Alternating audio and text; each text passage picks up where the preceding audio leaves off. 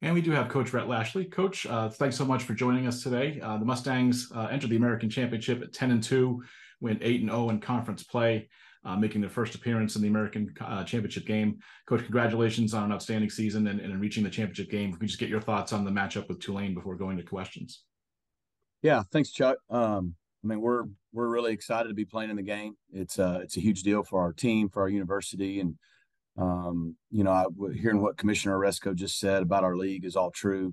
You look at our league top to bottom, but especially the top four teams this year, I think, are all deserving championship caliber teams, and so we're honored and humbled to get to be in the final two with someone like Tulane, the defending champs. And I have so much respect for what Willie Fritz does, and what Michael Pratt and that entire team have done over the last two seasons is pretty remarkable. So we're excited to have found a way to make it through the season and to be in this game.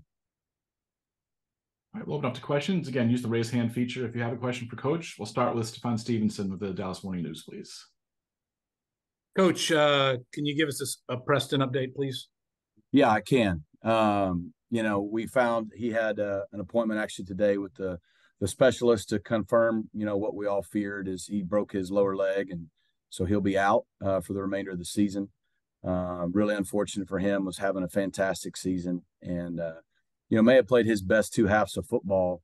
The second half at Memphis and the first half last week. I think he was 14 and 19 for 322 and 3 touchdowns in about a quarter and a half last week. I saw it later. I didn't know. It's the most yards a quarterback's thrown in a single quarter since 2019, what he did in the first quarter. He was just really clicking. I think his growth and development all year has been exceptional. So we're really proud of how he performed this year. We've got some great quarterbacks in this league, but I think you could argue he's just as good as any of them. And so we're going to miss him. Fortunately for us, there's probably not a lot of teams that if they lost their starting quarterback could feel as good as we do. You look at other teams that are vying to be in the playoff or struggling with this situation, but we've got a guy who won a state championship just 2 years ago here in Dallas, in Kevin Jennings. He's played in big-time moments this year already. He came in when Preston got knocked out in the Rice game and led us on a big scoring drive in the last few minutes that was necessary to secure that win. And last year came in at Tulsa and played the whole half after Preston got knocked out. And then last year when Tanner got knocked out, came in and led us on a 90-yard touchdown drive against Memphis. So, you can't replace the experience and the production and how Preston was playing, but that's not what we're asking Kevin to do. We feel like we have a good team, and we feel like if Kevin will just show up and be Kevin, that he's more than enough, and we're excited about it. Coach, was it his ankle, left ankle? Yeah, it's the fibula, so kind of the upper ankle, lower leg. Yeah, it at least from everything we've been told, it's really clean.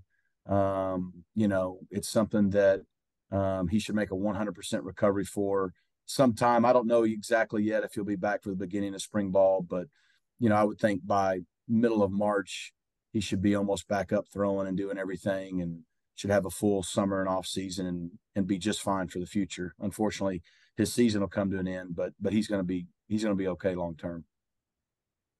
Thanks, Coach. Okay, we'll go next to Gary Smith for the next one, please. NOLA.com. Sorry, I didn't take my hand down from the last question. No worries. We'll go to Billy Embody, please. Hey, Coach. With Preston and him being out now, you have Kevin, who obviously has played in big moments in the past, not only for your team but also at SOC. What is his demeanor like overall? And you've said you guys feel like you have two starting quarterbacks. What makes him be at that level for you guys? It's just kind of one of the strengths of who he is. He's just very even keel. You hear the term. He's the same guy every day. That's what helped him, win the first DISD state title in, 50 or 60 years, his senior year at South Oak Cliff High School here in Dallas. It's what turned us on to recruit him right when we got hired for the job. And he's been that way ever since he got here. He's super talented. He can throw it. He can run it.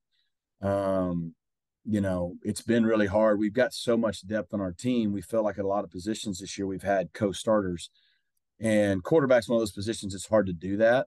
But if you could, he's talented enough to have been playing, and you don't always think that about your backup. There's usually a reason they're a backup. And And then just the way he's handled the times he's had to come in, you know, that's the hardest thing about being a backup. You don't get the reps during the week and then you're thrown in. And, you know, he's handled that well. And it's a little different when you've never started. So, you know, there'll be some probably different nerves that he'll overcome that we all have had if we play. But that's kind of been who we are this year, just a team, next man up mentality. You know, offensively, we got a lot of good players, but it's been a different running back, different receiver each week. And, you know, we had our first receiver finally have a 100-yard game in week 12 last week, you know, and same thing on defense. I think we have over 20 guys on our defense with over 20 tackles, but at least going into last week, we don't have a single guy in the top 25 in the league. So it's been a next man up mentality when guys get nicked up or banged up, and it'll be no different with Kevin. Go next to Steve Helwick, please. Hi, Coach. You've been with SMU for a few years now, but this is the first time in the AAC title game. What do you think clicked differently with your defense this year that allowed you to get over the hump? Yeah, great question. I mean, that's what we felt like, you know, for my time here as OC and then even being back in the first year, that just if we wanted to have a chance to compete for the championship, we couldn't just have top 10 offenses. We had to have a championship caliber defense. And you look at Tulane and what they did last year. They had a championship caliber defense coupled with a big time quarterback and running back and really good receivers. And they've done it again this year. You know, you look at UTSA, a team that was, you know, coming down the stretch. They have a really good defense this year. And so the reality of it is we haven't had a top 40 defense at SMU in 40 years. And so we felt like that had to change if we wanted to change, you know, our overall result as a team. And our staff did a great job of, you know, we had some really good returning players like Elijah Chapman, Devere Levelston, Nelson Paul, and Isaiah Wacobia, and on. But we went out and we were very aggressive in recruiting. We brought in some transfer defensive linemen that have really stepped up and made a huge impact, and some transfer DBs. And so we feel like we upgraded our roster and added value to those guys returning on defense. And then at the same time, I think you got to give Scott Simons and our entire defensive staff a ton of credit. You know, Scott's a guy, when I hired him, had back-to-back top 15 defenses at Liberty. And so, you know, he just needed to get 1 year here, get a system in place, maybe fill some holes like we did. And they were able to put guys in position, create a lot of confidence. And, you know, fortunately, we were able to play some really good defense this year, and that helped us get here. Next one, Kent Smith, allponies.com, please. So, Rhett, when you were thinking about hiring Scott, I know that number on what the ranking was on the defense at Liberty played a big role, but what was it specifically that you saw in him and the way he ran the defense that made you think he would do this at SMU? Yeah, it was really a couple things. Past experience was number one. You know, our business is tough. You got to have trust and loyalty with people that are on your staff. And Scott and I had a chance to work together in 2012 on staff at Arkansas State with Gus Malzahn. He was a defensive quality control in our first year there, so we knew each other. You know, we had met each other and had a season together. We actually won a conference championship that year and won 10 games. And then I went with Gus on to Auburn. He went his separate way and had a great career. But that was the first thing. I knew who he was, so there's some familiarity. I know Hugh Freeze really well. Was able to call him, get his opinions of him. And then the biggest thing is, yes, the numbers are important. You know, they had a really good defense, particularly in the pass defense, which, again, you got to stop the run to win a championship. But we had been really, really poor over the last decade against the pass here at SMU. And so it's like, hey, how do we keep from letting people throw for 340 or 100 yards a game every week on us? They had been one of the top pass defenses in the country at Liberty. And then the last part that really made sense to me is he had done it with a guy like Hugh Freeze, who spreads the field, plays with up-tempo offense, much like we like to do. And they'd still had a really quality defense, which to me meant, you know, he could work well with just what we want to do as a team philosophy. So I just felt like it would be a good fit. And, you know, last year we made some really good strides in our pass defense, but overall, you know, we weren't where we wanted to be. But, you know, we made a big jump this year just because I think, you know, that's what he was always capable of. And I think our players deserve a ton of credit for it. Go next to Mark Narducci, please. Hey, Brad, wanted to ask you about Jalen Knight and his availability. From what I had gathered, and I could be wrong, maybe he could have gone against Navy, but just how about his status for this game? Yeah, I think we'll have all those guys. You know, Jalen Knight and LJ Johnson practiced off and on last week. They just had some minor ankle injuries coming out of the Memphis game. they practiced, they warmed up, they were available. With it being senior day, we started Tyler Levine and Kamar Wheaton was healthy. And so we were going to start the game with those two and see how it went. And, we were fortunate enough to get a lead pretty early. And so Coach Hall did a good job of just not putting those guys in. And hopefully that extra week of rest will help them be as close to 100% as a running back can be in week 13. But we expect to have all those guys available this week. Thank you. Okay, next to Jordan Hofeditz, please. Hey, Coach, I know he ended up not starting because Preston was cleared, but how much does it help that Kevin got that week of taking first team reps before the UNT game, now going into taking first team reps and getting the start for sure this week? Yeah, every experience you can get that is what a starter would get is valuable.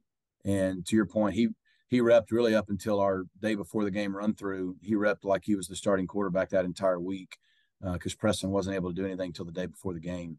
So, I think that's just a little thing, but it's every little thing helps. Look, here's the deal. A lot of the stuff that people want to make a big deal about is going to happen pre-game, the night before the game, and warm-ups. Once you start the game, he's played a lot of football. He's played in a championship game in the state of Texas at AT&T Stadium. Like, there's not an environment that is going to bother him. And he was on the road with us at OU. He's come in those moments.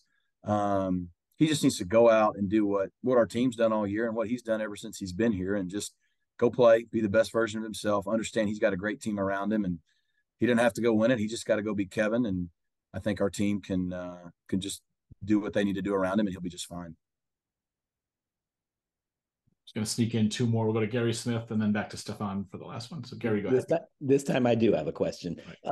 Your trip to Yeoman Stadium last November didn't go well for you. Obviously, there's no bigger incentive than playing for a conference championship, but does that add a little bit more incentive what happened the way you played the last time you visited?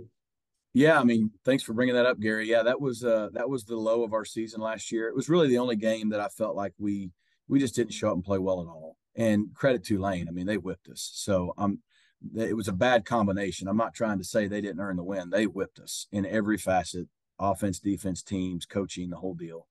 And on top of it, we didn't play very well. And it was a really bad combination, and they beat us really bad. So,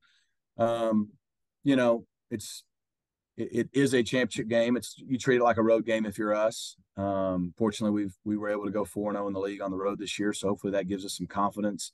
We have a ton of respect for that team and what they do. And in the last 5 or 6 years, there's been a lot of really good SMU-Tulane battles in the regular season. So hopefully we'll give them a better game this time. We'll take the last one from Stefan Stevenson, please. Hey, Coach, 2 quick questions.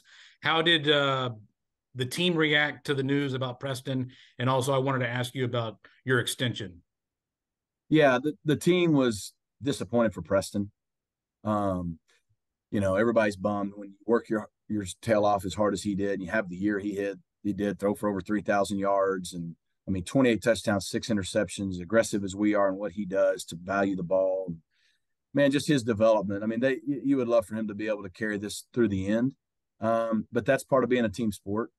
And, so they're disappointed for him, but they're not, I don't think, worried or concerned at all, because they know, one, who Kevin is, and they know who our team is. And so they're disappointed for him, but they're excited to go play on Saturday afternoon. And I know they'll play just as hard, and Preston will be there with us and leading us, and he just won't be leading us on the field. In terms of the extension, I think it's a testament to what our entire staff and our team and our players have done in these 2 years. It's exciting and humbling to, have our university's leadership and our athletic leadership believe that, we're the right staff here at SMU, not only this year to finish the year, but to lead us into the future. I think that's one of the things as we continue to hopefully take our program step by step every year to where, we would like to be on an annual basis. I think stability is a good thing. It's good in recruiting. It's good for our families, contrary to what a lot of people think. Coaches don't love moving around the country.